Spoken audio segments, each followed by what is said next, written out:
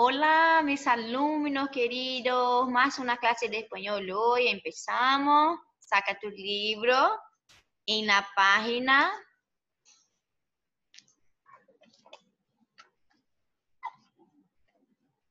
96, se eu não me engano. Vamos dar uma olhada aqui.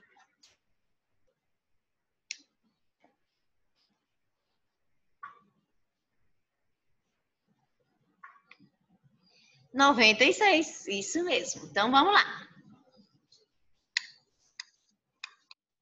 Que disse? Então, aqui, o que nós vamos ver nessa unidade? Nós vamos estudar hoje tongos, tritongos, hiatos, regras de acentuação, certo? Los encuentros vocálicos. Então, aqui tem um texto, né, trazendo para vocês os encontros vocálicos, alguns verbos irregulares, algumas palavras acentuadas, né? Las vocales combinadas en una palabra pueden formar ditongo, tritongo, hiato, tá? E isso a gente pode observar nas palavras que estão sublinhadas ali, tá? Existe uma regra diferente do português para algumas coisas. Tá. Então, aqui, ó, essa introdução aqui onde está apresentando para vocês essas vogais, ela é o base, e você tem que compreender para poder seguir adiante nas regras, tá? Então, nós temos ali vocais abertas e vocales cerradas, tá? Então, eu já falo de outra forma. Então, cada literatura vai trazer para vocês de uma forma. Eu digo vocales fuertes e vocales fracas, eu chamo, tá? Então, tanto faz ali. Deixa eu colocar aqui uma anotação. Porque como eu falo muito assim, para vocês entenderem melhor também quando ouvirem. Então, vocales fuertes e vocale fraca, tá? Forte e fraca. Eu chamo assim, aprendi assim, estudei assim nos meus livros, né? Então, cada literatura traz de uma forma diferente. Um ditongo, tá? Um ditongo é a união de duas vogais que se pronunciam na mesma sílaba. Ditongo é que quando eu vou fazer a separação silábica, essas duas vogais vão ficar juntas. Tá? Então, existe uma regra. Eu vou colocar aqui da forma que eu gosto de explicar e vocês vão anotar, tá bom?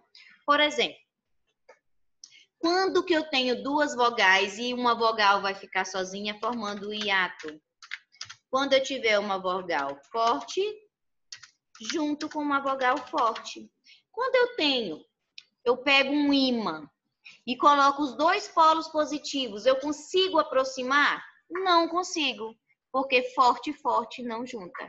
Então, é isso que eu tenho que pensar, tá? Se eu tenho duas vogais, eu tenho um A junto com um E, vai separar na separação silábica, porque eu não posso deixar duas fortes juntas, tá? Quando que eu vou ter um diptongo?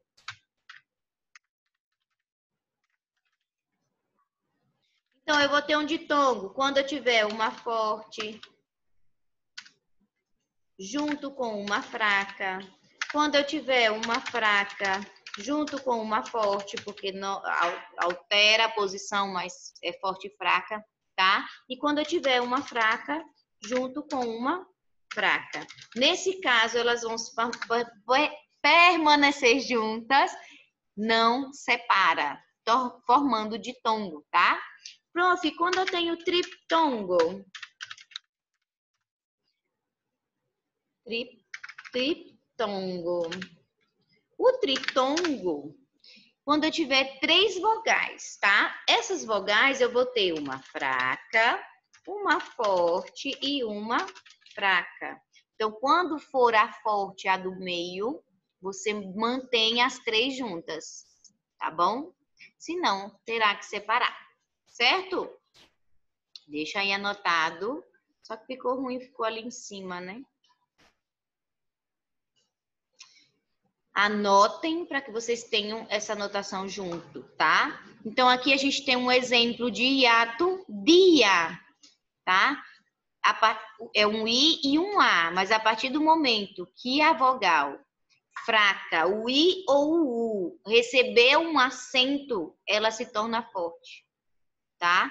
Então, ali, dia se separa, tá? Fica de A.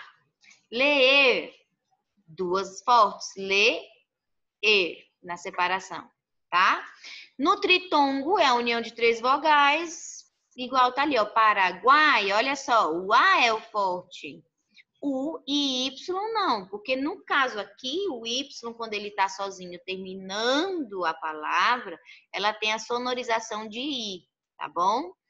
Habituês, olha só, o E está no meio, então mantém-se junto na separação, tá bom? Ali a prof já explicou, se o I e o U forem acentuados, não vai existir o ditongo, tá? As duas vogais abertas consecutivamente serão separadas, foi o que eu disse, as duas vogais fortes. Por vezes, o Y assume o lugar do I, já foi dito. Então, vamos lá. A acentuação. O espanhol só existe um acento gráfico, la tilde, que é o acento agudo nosso, tá? Não existe o circunflexo, não existe o tio, tá? Não existe a crase. O único acento que existe é o acento agudo, tá bom? Que é conhecido como tilde. Não esqueçam, porque eu já vi cair em vestibular, que é la tilde e a pessoa não sabia o que era tilde, que é o acento agudo, tá?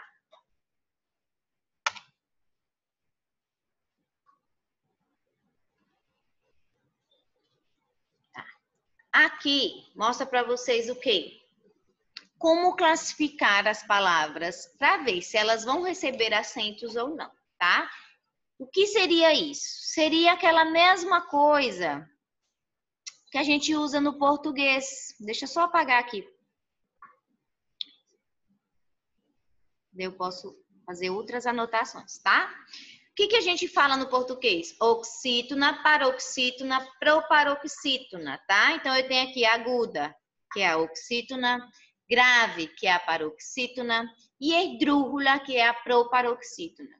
Só que no espanhol, por conta lá da minha ordem no imperativo, que eu possa acrescentar o meu pronome de complemento pós-posto, eu vou ter uma palavra bem grande. Então, geralmente são essas palavras que serão as sobresdrújulas, que seriam a nossa superproparoxítona, tá bom? Então, aqui tem um exemplo, tá?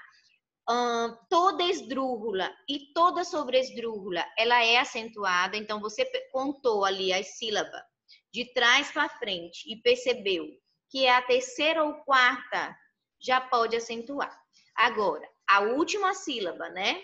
Contando de trás para frente, se for ali a primeira ou a segunda, aí tem regra, tá? Aprende a regra da aguda. A grave vai ser o contrário. Olha só. Quando que eu devo acentuar uma palavra aguda? Quando eu perceber que a sílaba tônica é a última, que eu perceber que ela terminou com uma vogal e N ou S, porque o N e S foram emprestados para aguda. Então, regra é, tem que terminar com vogal, tem que terminar com N, tem que terminar com S para poder ser acentuada. Senão, você só classifica ela como aguda e ela não recebe o acento. Aqui nós temos o exemplo de coração, né? Son. Qual é a tônica, a sílaba tônica? Coração. Son é a sílaba tônica. Por que ela foi acentuada? Porque ela terminou com N. Tá? Fácil. Qual é a sílaba tônica? Fá, né? Então, ela é uma palavra grave, mas ela só foi acentuada porque ela terminou com consoante. Tá? Então, a grave é o contrário da aguda. Ela tem que terminar em consoante. E claro que o N e o S não faz parte desse grupo, porque eles já foram emprestados para a aguda. Tá bom? Opa, deixa eu fechar. Ali está explicando algumas palavras. Esdrújula sempre é acentuado. Teléfono, ó, daí você conta. Primeira sílaba, 1, 2, 3. Então, última, penúltima, antepenúltima. Então, antepenúltima. E a quarta sílaba, né? Terceira e quarta sílaba, elas serão sempre acentuadas, tá? Então, eu só tenho que cuidar nas palavras agudas e graves. Então, existe essa sigla que foi criada, SEGA, para facilitar para vocês a memória, né? Então, A de aguda, G de grave, E de esdrúxula, S de sobresdrúxula. Então, aqui eu tenho a oxítona, paroxítona, proparoxítona e a superproparoxítona, tá? Então, tá bem certinho, você começa a contar de trás para frente, você vai lembrando aguda, grave, esdrúxula, sobresdrúxula, tá? Tilde diacrítica. Pessoal, a tilde diacrítica existe no espanhol um grupo de palavras, que é esse quadro aqui, tá bem completo, tá? Em que elas podem aparecer acentuadas ou não. E só esse acento modifica tudo o que ela quer dizer. Esse ele já é um ele que eu explico para vocês desde que vocês viram espanhol pela primeira vez comigo, tá? Por quê? Porque existe o ele com acento, que é o pronome, é o sujeito, né? Eu, tu, ele, nosotros, vosotros, ele, tá? Então, o ele acentuado é ele, sujeito. Agora, o ele sem acento, o artículo. Lembra? Lá, las, el, los. Tá bom? Então, a gente tem que cuidar. Olha só a acentuação mudou totalmente o que quer dizer. Existe o mi acentuado de mi persona e o mi de objeto, mi teléfono móvel. Então, minha posse, tá? Mi de posse sem acento, mi acentuado é o sujeito. A un acentuado, sinônimo de todavia, e a un sem acento, sinônimo de inclusão, né? Ainda com dor de cabeça foi ao trabalho. Ainda não chegou, está atrasado. Então, olha só, um acento modificou. O D com acento de dar, do verbo no subjuntivo, tá? De, dar, tá? E o D, que é uma preposição, né? De, navidade, tá? C, com acento e sem acento. C de seja, é um verbo. E o C sem acento é um pronome. Olha o T, tá? O T com acento, chá. Essa infusão é chá. Tomamos um té helado em el calor. Então, tomamos um chá gelado no calor. T de pronome, tá? Sem acento. Tu com acento e tu sem acento. Tu com acento, sujeito. Tu. E o tu sem acento possessivo. Tu livro, tá bom? De posse. E temos também ali as outras, né? Ali tá mostrando para vocês algumas palavras que são acentuadas, mas só se elas forem interrogativas ou exclamativas, tá? Que são os pronomes interrogativos.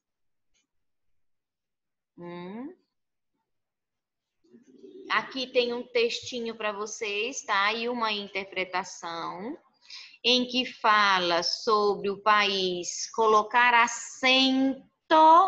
O que seria esse acento a partir do dia 21? Vamos descobrir? Na cabeceira del periódico deshará el diptongo com uma tilde para parte de sua renovação. Então, vai ter aí um acréscimo de uma tilde, né? Na cabeceira, no enunciado do jornal. La renovación en que el país, que é o nome do jornal, empreenderá el próximo día 21 no solo afectará el diseño de sus páginas y a la manera de contar las noticias. Los cambios afectarán incluso a la cabecera. La marca El País se escribirá con tilde para que su grafía no entre en contradicción con normas ortográficas que se aplican ao resto do periódico. Então, El País não tinha acento inicialmente, então eles colocaram depois com o tempo, porque fugia a regra ortográfica, né? Então, ficou acentuado. Olha só, né?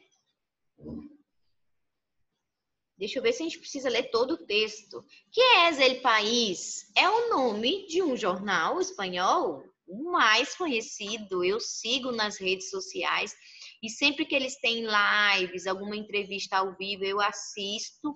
Isso é bacana para vocês também ir treinando o ouvido de vocês. Eu consigo compreender corretamente o espanhol da Espanha assim, perfeitamente. Claro que depende muito do entrevistado, da pessoa, do vídeo. Porque tem espanhóis, né, ou qualquer outro hispanohablante, que tem uma dicção muito boa. Você consegue compreender. E já tem pessoas que falam, parece que tem uma batata na boca ou a língua mais solta e você não consegue compreender bem o som, mas é a única coisa que eu sinto assim dificuldade mais para entender, tá? Quando fala parece que tem a batata na boca, eu sinto uma dificuldade, tá? Então marquem a letra D, que é o periódico espanhol, periódico é jornal, tá? Porque o nome estava sin tilde desde hace muitos anos. Porque até aqui as regras de acentuação diziam que palavras escritas com maiúsculas precisavam do acento, tá? Então houve uma reforma ortográfica e depois dessa reforma ortográfica eles decidiram cumprir com as normas, tá? Que significa cabeceira em el texto, é um impresso, parte superior de la que se consignan sus datos importantes, que foi o que eu disse antes para vocês, tá? Na introdução do texto, certo? Vamos lá para ele praticando.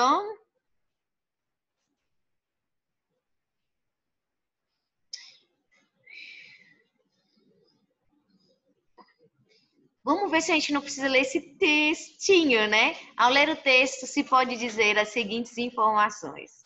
La forma de lleva acento porque es una preposición y hay que diferenciarla del verbo.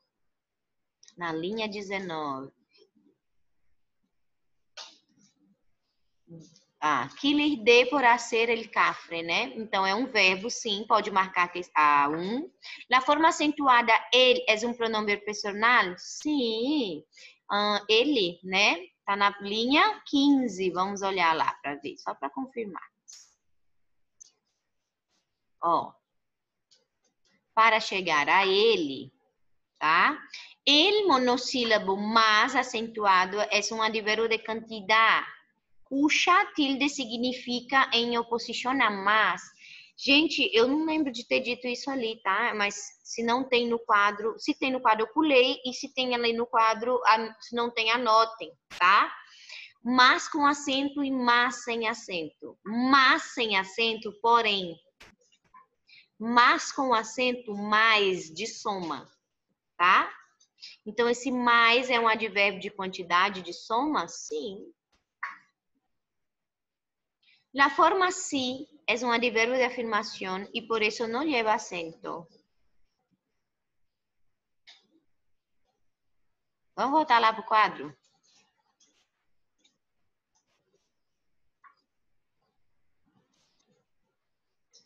Vixe! Eu fiquei em dúvida. Não tinha o mas, ó. Anotem o mais, eu fiquei com isso na minha cabeça.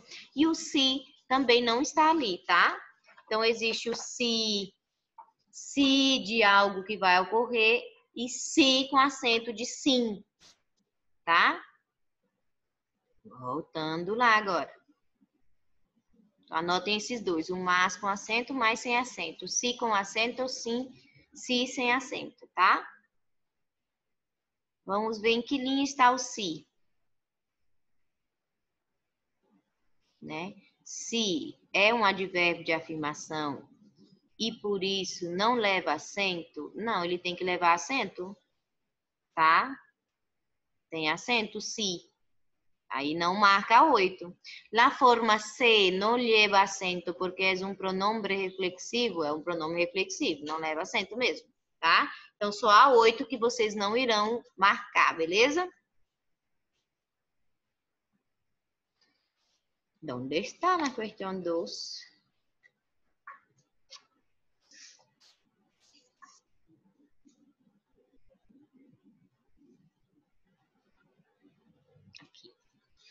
Apunta la frase cuyo monosílabo subrayado debe llevar acento.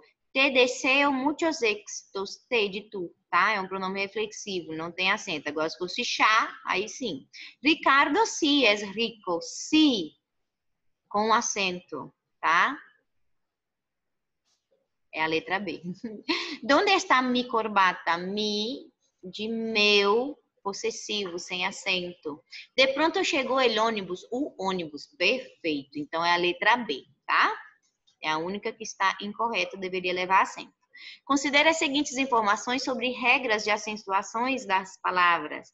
A palavra bongó, mas e algum são oxítonas e seguem a mesma regra de acentuação. Gente, tá usando palavras em espanhol, português, né? São oxítonas agudas. Bongó, mas, algum. Olha, o mas, ela não é oxítona, na verdade, ela é uma palavra que sofre tilde diacrítica. Então, não, tá? As palavras ocurrió e questão são acentuadas porque formam hiatos. Escureció e questão não forma hiato, não. Ela é uma aguda, não está acentuada por isso. Ela só vai receber acento se ela for uma palavra aguda. E pela posição, oxítona, paroxítona, proparoxítona, e não se separou, se é um hiato ou um ditongo. As palavras títulos e públicos são paroxítonas e seguem a mesma regra de acentuação. Título é uma esdrújula, público é esdrújula. Oxítona, paroxítona, proparoxítona, sim. Segue a mesma regra de acentuação? Sim, porque são todas esdrújulas, toda esdrújula é acentuada. Então, a resposta correta é a letra C, tá bom? Isso aí. Vamos para o próximo capítulo.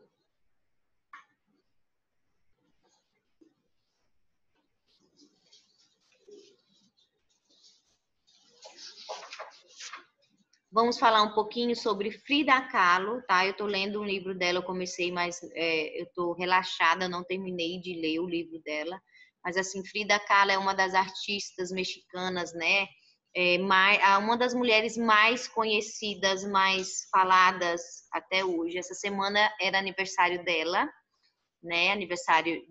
Ela faria 106 anos. Ela morreu muito nova, 47 anos. Né, com problemas pulmonares. Ela era uma mulher muito corajosa, passou por muitos problemas na vida dela. Aos 18 anos, ela sofreu um acidente que o bondinho que ela estava andando bateu de frente com um trem. E aí o para-choque desse trem perfurou, né? Atravessou ela na região das costas e da pelve. Então, ela passou. Ninguém acreditava que ela caminharia de novo. Ela ficou paralítica muito tempo, sofreu muitas cirurgias, né? E ela era uma pessoa muito alegre, assim, muita energia, e se viu parada. Então, ela começou a não querer mais viver. E o pai dela se preocupou muito. Ela tinha uma relação com o pai dela maravilhosa, uma relação assim invejável, de amigos, de cumplicidade. E o pai dela se preocupou, foi na rua, comprou tinta, comprou pincel, comprou uma tela bem grande e fez toda uma adaptação no teto do quarto dela, que essa tela ficasse em frente ao rosto, e ela começou a pintar com a boca. Colocava o pincel na boca e pintava. Com o passar dos anos e exercícios, ela foi movimentando os braços e, com o passar do tempo, ela voltou a caminhar, coisa que ninguém, nem os médicos acreditavam que ela fosse fazer de novo. Então, assim, ela venceu essa batalha. Fora que, quando ela tinha 6 ou 8 anos, que eu não tenho agora bem correta, ela teve poliomielite. Então, ela tinha uma perna mais fina do que a outra, que ela tinha muita vergonha. Ela usava muita saia longa para esconder essas pernas. Mas depois que ela sofreu esse acidente, ela se libertou de tudo isso. Ela começou a usar saia curta. Ela disse: eu sou assim, as pessoas que me aceitem. E ela começou a pintar os quadros, foi atrás de um grande pintor que estava na cidade dela, que era o Diego Rivera, E esse pintor ficou encantado com não só com os quadros, mas com aquela menina tão encantadora, né? Ele era muito mais velho que ela, agora também não me recordo bem a idade. E eles casaram, né? Só que a Frida teve um momento muito triste da vida dela. Esse quadro que aparece aqui é um desses momentos. Ela estava assim no fundo do poço emocionalmente, porque ela queria muito ser mãe e ela não conseguia. Ela engravidava, porém perdia. Então ela sofreu muitos abortos espontâneos por conta desse acidente que ela teve. Ela não conseguia segurar o bebê. Então ela sofreu muito, né? E esse quadro representa um pouco esse sofrimento dela. É um dos que ela teve um período. Ela gostava muito de se pintar, autorretrato, né? E ela disse que quem melhor do que ela mesma, né? Ela pintara ela mesma, que era a pessoa que ela mais conhecia. Então, eu tenho essa paixão pela história da Frida, por tudo que ela viveu, por tudo que ela conseguiu vencer, né? Ela é uma característica da Frida são essas monocelhas, né? As sobrancelhas naquela época nem tirava e tá aí. Tem para vocês uma interpretação de texto, tem um texto bem detalhado, eu contei assim um resumo, tá? Vamos ver se a gente consegue fazer sem olhar o texto. Através das palavras da própria Frida Kahlo, nós podemos perceber que ela se descreve como alguém dedicada e desafortunada. Ela se acreditava, assim, que ela não tinha sorte nenhuma, tá? Segundo o texto, é correto dizer que, eu quero que vocês leiam esse texto, tá? Por favor, é assim, conta coisas impressionantes, maravilhosas. É uma mulher muito conhecida e eu estou lendo a biografia dela, tá? Em espanhol mesmo. Segundo o texto, é correto dizer que a obra da Frida refletia os seus medos, a sua vida, as suas doenças, os seus sentimentos. Sim, foi tudo que a Frida fez, tá? Os sentimentos dela, ela expressava na tela, tanto que aquele quadro do aborto dela, tem gente que olha e diz, meu Deus, que quadro macabro. Mas era o que ela estava sentindo, era o que ela estava vivendo naquele momento, tá? Na sua vida, a Frida teve amores que a marcaram profundamente e que estão presentes na sua obra, né? No retrato da continuação, a gente percebe isso. Então, tem o Diego Rivera pintado na testa dela, né? É uma metáfora do amor que ela tinha por ele. E na 4, por que o autor do texto diz que a produção da artista mexicana é um exemplo de um instrumento que pode exorcizar a angústia de uma realidade hostil? Porque o artista, gente, ele consegue expressar seus sentimentos na sua obra de arte, e aquilo ali ele consegue extravasar, né? Mas aí por meio das suas obras, ela teve uma realidade diferente daquela que ela vivia, tá? Ali já tem a resposta, mas eu gostaria muito que vocês colocassem a resposta de vocês sobre isso, tá bom? Pretérito imperfeito do indicativo é uma conjugação verbal, pretérito passado. Esse pretérito imperfeito é um passado contínuo, eu realizava essa ação com frequência no passado, tá? Então, aqui apresenta para vocês as conjugações.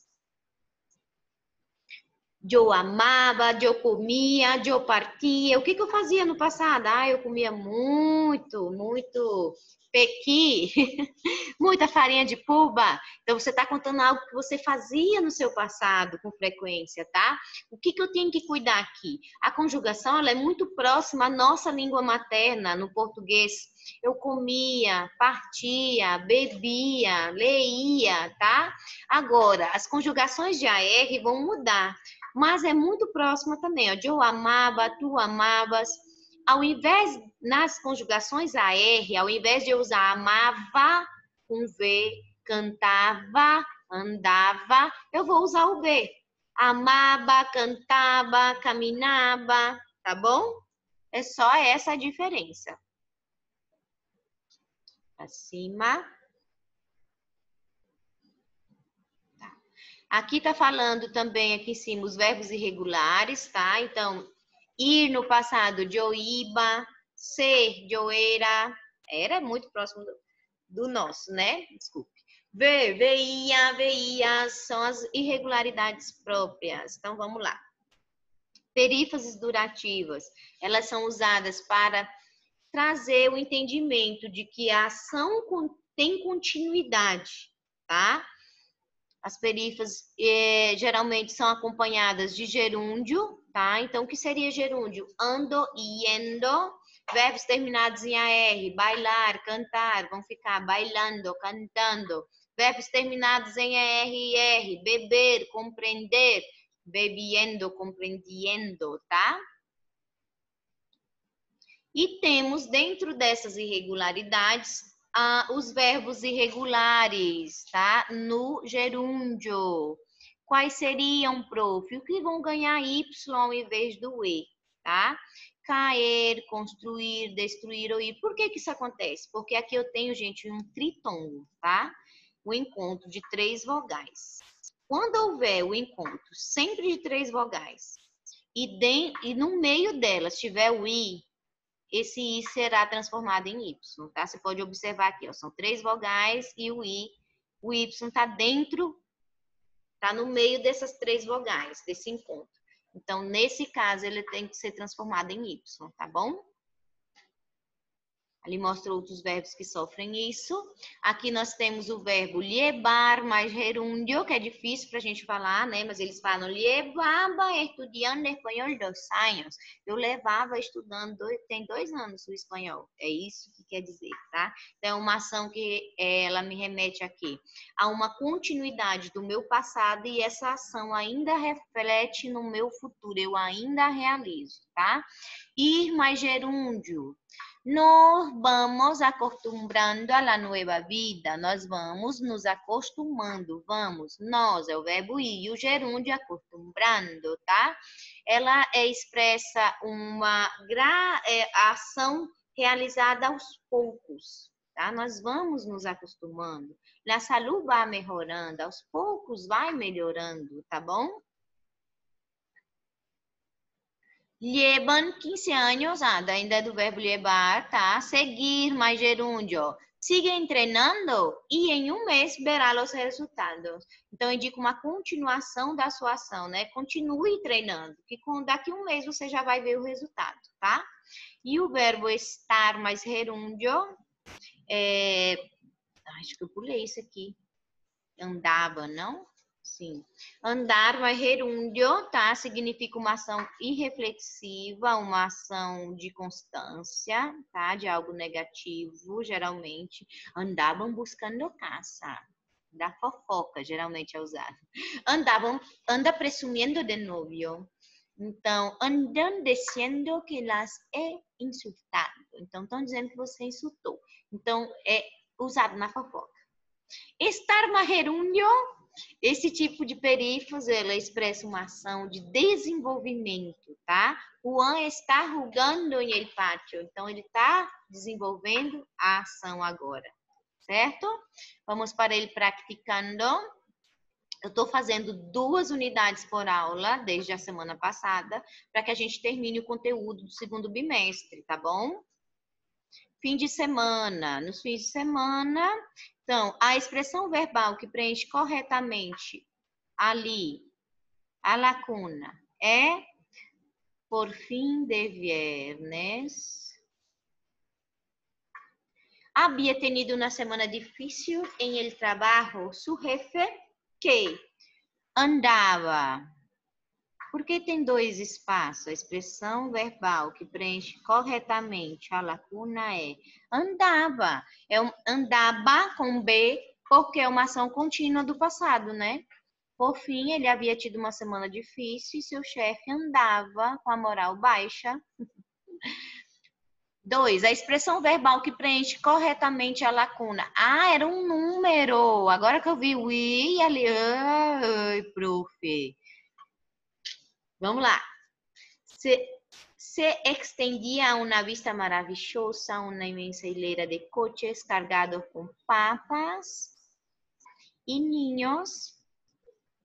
Silenciosamente la terrorífica ciudad en busca de fin de semana perfecto. Então, vamos lá. Se estendia uma vista maravilhosa, uma imensa fileira de carro carregado de papas, e não de papas, de crianças e pais. E cruzava, cruzava. Deixa eu ver se é cruzava, cruzavam. Se estendia uma vista maravilhosa, uma imensa fileira de carro carregado de papais e crianças. Cruzavam silenciosamente. É cruzavam, porque está falando dos pais, das crianças, dos carros e está no plural, tá? 3. Quando a máquina lançou um breve vitaço. Onde está essa 3?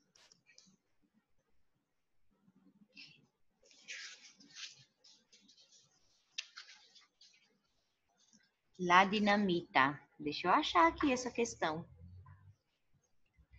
La dinamita. Aqui, tá bom. La dinamita sordamente pasó al progreso. La frase anterior puede ser completada con la alternativa. A dinamita explotava, a dinamite explodia, então é explotava.